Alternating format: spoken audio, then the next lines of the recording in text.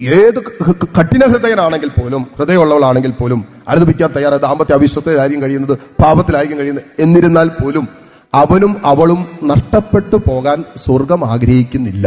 ഗലാത്തി 6:1. ഒരുവൻ എന്തെങ്കിലും തെറ്റിൽ പാപത്തിൽ അകപ്പെട്ടാൽ ആത്മീയരായ നിങ്ങൾ സൗമ്യതയോടെ അവനെ അവളെ വീണ്ടെടുക്കുവിൻ എന്ന് പറയണം. ആ പരിശ്രമത്തിൽ നിങ്ങൾ പ്രലോഭിതരാകാതിരിക്കാൻ ശ്രദ്ധിച്ചുകൊള്ളുവിൻ. ഇപ്പൊ ശരിയാക്കി തരാന്ന് പറഞ്ഞുകൊണ്ട് അളിയന്റെ കുടി മാറ്റാൻ പോയതാ. പിന്നെ അളിയനും കൂടി കുടിയായി. ഞാൻ പറഞ്ഞ അളിയൻ കേൾക്കൂടി എന്ന് പറഞ്ഞു. എന്നാ വരാൻ പറഞ്ഞു. അളിയൻ പറഞ്ഞു ഉപദേശിച്ച് അവസാനം ഈ അളിയൻ മറ്റേ പുള്ളിനെ ഉപദേശിച്ച് അവസാനം അളിയനും കൂടി കുടിയായി. ഇപ്പൊ രണ്ടുപേരും കൂടിയാ കമ്പനി കൂടുന്നത് കേട്ടോ. അതുകൊണ്ട് എപ്പോഴും ശ്രദ്ധിക്കേണ്ട ഒരു കാര്യം വചനം പറയണം. ഈ ശാന്തതയോടെ ഒരാത്മാവിനെ നേടിയെടുക്കാൻ, വീണ്ടെടുക്കാൻ പരിശ്രമിക്കുന്ന സമയത്ത് നിങ്ങൾ പ്രലോഭിതരാകാതിരിക്കാൻ ശ്രദ്ധിച്ചുകൊള്ളുവിൻ. പക്ഷെ ആത്യന്തികമായി കർത്താവ് ആഗ്രഹിക്കുന്ന ഒരു തെറ്റിലകപ്പെട്ട ഒരാളും പോലും നഷ്ടപ്പെട്ടു പോകാതെ അവന് വീണ്ടെടുക്കപ്പെടണമെന്ന് കർത്താവ് ആഗ്രഹിക്കുന്നു.